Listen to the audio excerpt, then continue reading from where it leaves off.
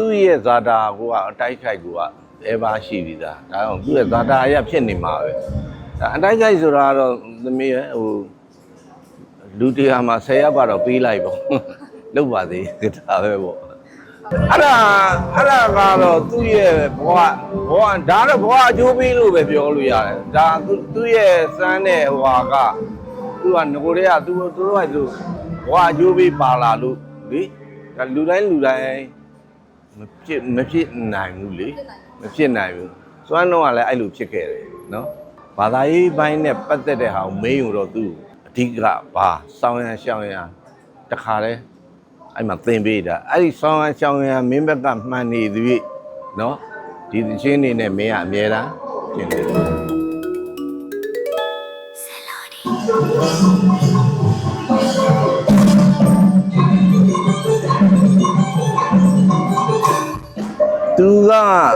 သူကမိုက်စားသူ့ပိုင်သူစားလာသမီးရသဘကိုးမှာဒီစမ်းဆောင်နဲ့ပေါ့လေစမ်းဆောင်နဲ့ဒီဖုန်းဟိုဟာကုမ္ပဏီနဲ့ဒီ25ရက်မှာအမိုက်စားနော်အထွက်ချင်းအသေးကြီးနဲ့ချပြမယ်သူကပါဇက်ကပြောသွားတာသူကပါဇက်ကပြောသွားတဲ့ဟာကိုသူကတော့လှုပ်လိုက်ပြီလို့သူက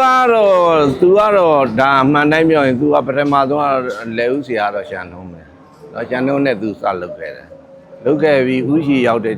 ရှန်ထုံးဆိုတာလည်းကိုညီလို့နော်ဟာနှုတ်တွေပါတယ်ကိုမောင်းပေးခဲ့တဲ့ကောင်အဲ့ဒါဟန်အောင်ဒီလိုလုံစမ်းတာ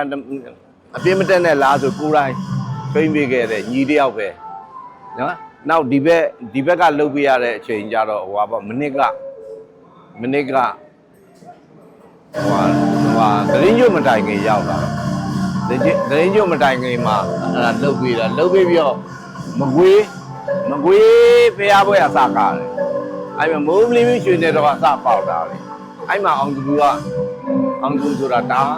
ဒီသင်းနဲ့သူ့ရဲ့မှတ်တိုင်ဖြစ်တာခန္ဓာလေးမှတ်တိုင်ဖြစ်သလိုသူလည်းအဲ့ဒါနဲ့မှတ်တိုင်ဖြစ်သွားတော့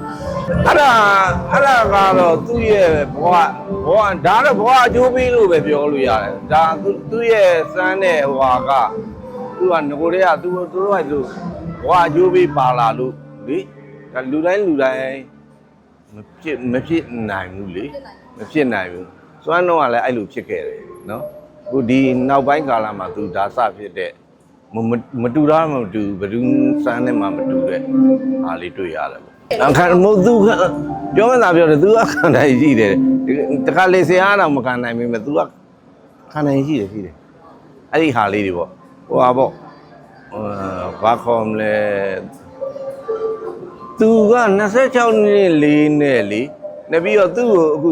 နီးနီးကပ်သူလေးလာလိုက်တဲ့အချိန်မှာတစ်ဖွဲ့လုံးကိုအနုပညာလုပ်တဲ့နေရာမှာဦးစီးတဲ့နေရာမှာလဲတကယ်ကိုတဟိုးတုန်းကတွေ့ဘူးတယ်အဲ့လိုတစ်စက်လုံးရဲ့နေတာကလကာကျိုးချီတာမီးတွေချီတာကအစတစ်စက်လုံးပေါ်မှာဂယူဒီဇိုင်းနဲ့လုတ်တဲ့မင်းသားဆိုတာဟိုတော့တငယ်ချင်းတယောက်ပဲမိုးမင်းဆိုတာတွေ့ဘူးလေမိုးမင်းတယောက်ပဲတွေ့ခဲ့ဘူးကျန်တဲ့မင်းသားတွေကတော့မိသမားမီးလုံနေလဲသူတို့ကစုနေတာကိုကမရောက်ဒီတေးဆိုင်းရဘလို့ဘယ်နာဘလို့ချမယ်ဆိုတာတနေ့မဟုတ်ဘူးနေ့တိုင်းပြန်သုံးသပ်နေ့တိုင်းမိုးမင်းနဲ့သွားဆင်းတယ်အဲ့လုပ်ငန်းပေါ်မှာဟိုစိတ်ကလေမိုးမင်းပုံစံမျိုးလေးပေါ့အဲ့လုပ်ငန်းပေါ်မှာအကုန်လုံးကိုတောက်စီရောဇဝင်ငန်းတစ်ခုပြီးသွားတာနဲ့နောက်သဘောဟိုချိုးဆိုတော့ရှေ့ကအော်ပရာဝစ်ဆိုကြီးနဲ့တောင်အောက်မစင်းဘယ်နာဘလို့ချတာနေ့တိုင်းလုပ်တဲ့အလုပ်သူတို့သိတာပဲဒါပေမဲ့မရောက်သူကိုယ်တိုင်ဒါဘယ်တိုးမယ်သူကိုယ်တိုင်လုံးဝအလျှော့မပေးဘဲနဲ့ကိုလိုက်စီးသက်လုပ်တာအဲ့ဒါလေးသွားတွေ့ရတာဒါကြောင့်အောင်မြင်တာပေါ့အဲ့ဒါလေးသွားတွေ့ရသူတော့အဓိကကတော့ဟိုဘာသာရေးပိုင်းကိုတော့ရောက်တဲ့က main နံပါတ်1ကစပြီးအလုပ်အပ်တဲ့ကဘာသာရေးပိုင်းနဲ့ပတ်သက်တဲ့ဟာကိုမေးရင်တော့သူအဓိကဘာစောင်းရန်ရှောင်းရန်တခါတည်းအဲ့မှာသင်ပေးတာအဲ့ဒီစောင်းရန်ရှောင်းရန်မင်းဘက်ကမှန်နေသည်နော်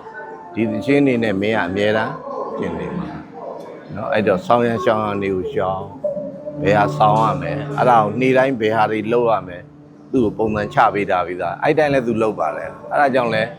နည်းနည်းတော့ထူးခြားတာပေါ့သူများနဲ့မတူတော့သူကဝေမမှုများတာအဲ့ဒါတိုင်မင်နာမရှိဘူးသူကသူကြိတ်ခံပြီးသူဘယ်လိုထွက်ပေါက်ထွက်မလဲသူကသူထွက်တယ်သူများကိုပေးပြီးမမျှဝေအဲ့ဒါလေးတွေ့ရတယ်သူကသူပြောမှသာအောင်ဒါဒီလိုသိတယ်ဆရာတော့ပညာသူကသူကြိတ်ခံပြီးသူထွက်ပေါက်သူရှာတာမှန်ပါတယ်အခုကလည်းသန်းသပင်ကလည်းဟိုဒီနှစ်ယောက်ပဲအဓိကရှိတာဟုတ်နော်ဟိုဟာကာလာနှစ်ယောက်ကကာလာတူမဟုတ်ဘူးလေညာတော့ကမြန်မာမှုနဲ့သွားတာသူကတော့ခေအတိုင်းတာနဲ့သွားတာနဲ့အဲ့တော့မြန်မာမှုကိုပဲလုံးဝကြိုက်တဲ့အတိုင်းတာကြသူရှိသွားကြတာပေါ့နော်ခေကာလာနဲ့နော်ဟိုတွဲသွားမယ်ဆိုရင်တော့ဒီဘက်လာတော့သူကလူတွေကအကြိုက်ချင်းလူတိုင်းကတူသွားမှမဟုတ်တာလူတိုင်းမတူဘူးလေတချို့ကတော့မြန်မာပုံစံပဲကြိုက်တယ်ဆိုရင်ကျန်လို့ရှိသွားတာပဲဒါပေမဲ့သူရှိသွားတဲ့ဟာလဲသူကသူအောင်မြင်တာပဲလေမြန်မာမှုကြိုက်တဲ့လူမြန်မာမှုနဲ့အောင်မြင်ဒီလိုကာပြားကြိုက်တဲ့လူဒီဘက်လာလဲကာပြားနဲ့အောင်မြင်ကြတာဟုတ်တယ်အဲ့ဒါအခုကအားလုံးသူ့မှာဟိုရှိတယ်၄ဘုတ်တောင်ရှိတဲ့အတွက်ချင်းကအခုဒီတစ်နှစ်လုံးထဲမှာမှအဲ့အွန်လိုင်းယူနဲ့စုံမတ်နဲ့နှစ်ပုတ်ပဲသူကနောက်ဟာတော့ထုတ်မလို့နောက်ကလည်းရှိတယ်ဒါပေမဲ့သူကမသုံးသေးတာအဲ့နှစ်ပုတ်နဲ့တော်တော်လေးကိုနော်အဲ့နှစ်ပုတ်နဲ့တင်ရောက်တယ်လေအဲ့နှစ်ပုတ်နဲ့ကိုသူကအောင်သူဖြစ်တာပဲလေသူကသူ့ရဲ့ဇာတာကအတိုက်ခိုက်ကအဲပါရှိပြီးသားဒါကြောင့်သူ့ရဲ့ဇာတာအရဖြစ်နေမှာပဲဒါအတိုက်ခိုက်ဆိုတာကတော့သမီးရဲ့ဟိုလူတရားမှာ10ယောက်ကတော့ပေးလိုက်ပေါ့